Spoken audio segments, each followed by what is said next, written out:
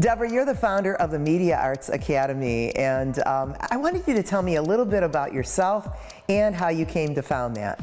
Well, I actually started the school with down at Antioch College going to get management so I could come back and show men how to do it right. And I took an art class and I took a video class, and I was bit by the bug and switched my major to communications. And that's when I learned all about the power of communications and unlocking voice and that kind of thing. And then the fact that there weren't very many women in media, I was intrigued by that journey. So Deborah, what is the goal of the Media Arts Academy? The Media Arts Academy will live forever just to empower kids with voice and action, opportunity to get quickly into the media industry. You know, if a kid can learn how to do a camera, and they can learn about production, and they can learn about storyboarding and all those things, they can pretty much begin to equip themselves with some employable skills without going through a bunch of hoops. So I'm here with a couple of the girls from the Media Arts Academy, Jimena and Diamond, and you've learned some really interesting things, haven't you? Yeah. What are some of the things that you've learned? We learned a lot about interviewing. Yes. And steps to interview someone. Yeah. And So are you going to try to interview me? yes. Yeah. Oh, you're Okay. okay. Okay. So This is uncomfortable because you got to understand that I'm used to asking the questions. yeah. Okay. All right. Okay. So let's start off with, where did you find your interest for the radio station? Well, when I was a little kid, I used to listen to the radio all the time, and I'd sleep with the radio on, and I'd call the DJs, and one day, Rockin' Ron, the DJ, said, "What do you want to do when you get out of school?" I was 14, and I said, "Oh, probably be a DJ," and I never realized that there were no girls on the radio at the time. And I practiced in my room. I had turntables, a microphone, and a tape recorder, and that's where it started.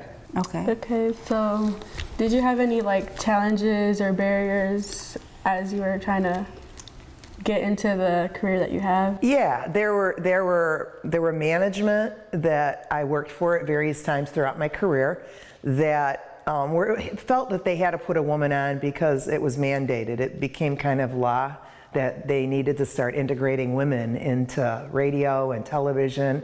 And I never heard a woman that did her own radio shift. It was always a woman who was a sidekick to a man on a morning show. And so I got the first full-time radio station when I was in Detroit. I was the first full-time woman who was on the air working for this company. And for about the first 10 years of my career, every station I went to, I was the first full-time woman that they had hired. So I kind of consider that breaking through the barriers. Now it's pretty open. It's pretty open for everybody. They're still there, Right. and you still have to push through them, but it's not as difficult as it was. Okay. So how old were you when you did your first show by yourself? When I did my first radio show, I was 15, and I drove down to Knoxville, Tennessee on like that little temporary permit thing that you can drive with, and I just did the weather and the time. And they recorded me, and then they played it throughout, and then I attended school year-round when I was in high school for 2 years straight, so I could graduate a year early. And at that point, I moved down to Knoxville, Tennessee from Detroit when I was 16, and I did my first shift there. That's pretty young. It's very young, very young. I knew what I wanted to do, you know, I had it in my head. That was meant for me. I can't imagine doing anything else. So Deborah, paint the picture for somebody who joins the Media Arts Academy. Well, they come in and they learn about themselves as a member of the team, and they build a team, and then that team actually identifies an issue that is important to them. And then they take that and they do research on it, basic research, so that they understand some of the nuts. Always there's a research component to whatever they produce. And depending on how much time we have, they can go deeper. If it's only a few weeks, or if it's a couple of months, they do deeper research. But all media products are done with research content, so kids are exposed to that. And then they decide, oh, I want to be a camera operator. No, I want to be the mic. I want to learn how to do. And so they pick the areas that they're interested in and get basic training.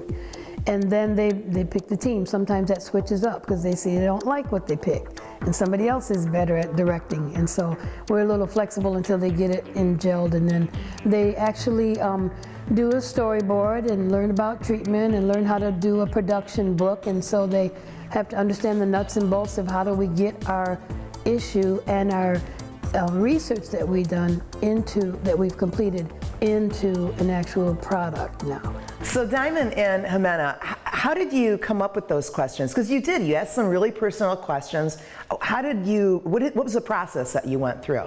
Well, when we first learned how to interview, the first thing we learned was get the person comfortable. And when they're comfortable, then they'll be able to talk to you better. And be more open to the question. So you start on a personal level, and Gotta work your way through them.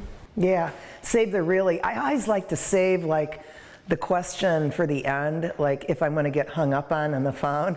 I like to save that to the very last and kind of a hard-hitting question before we wrap it up, because sometimes you can really get to the depth of a person. You know, once they've shared their life, they're more liable to answer a question that may be a little more controversial, you know? Yep. But you're right, you have to get to know them first. You have to put yourself in their shoes. Yes. Well, Deborah, you are just doing some incredible things here in Kalamazoo. And I was on your website, and I'm going to leave it with the quote, which Maya Angelou. It doesn't get any better than that.